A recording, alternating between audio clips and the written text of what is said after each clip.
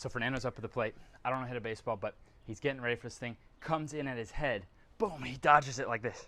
Pure knees over toes. Knees way over the toes. The glutes stay locked on the way up. Super impressive.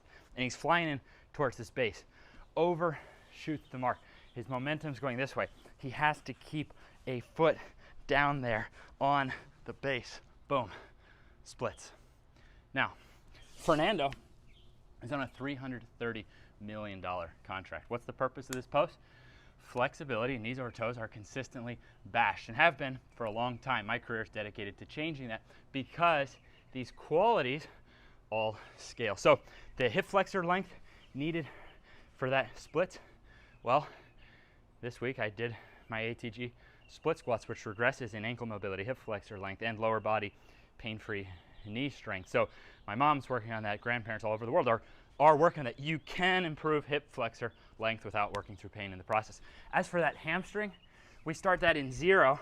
You could start on anything and just gently start working on opening that up, putting that weight on her. Then we add a slant board, which overcomes the problem. Almost all of us have tight calves that prohibit us from ever really finding out how our hamstrings could be, not to mention we're weak behind the knee. So we add that slant board in dense. Then in standards, we work on a Romanian deadlift, which you can start with dumbbell. See, so the split doesn't have to be an intimidating thing. You can do it through movements that are going to help you bulletproof your body. And then in terms of this whole thing, look, when we go down steps, our knee goes over our toes. So this is not something you're forced into.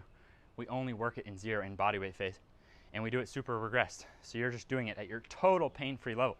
Now what happens as you get stronger, it's pretty cool that as an exercise, without ever working through pain, I can do something now like what some of the world's best athletes can, even though I went my whole life a shit athlete, ridiculed for my lack of speed, lack of jumping, super fragile knees, nicknamed old man for how stiff I was. Going from a guy that could barely slap backward and now is throwing down windmill dunks, is unbelievable.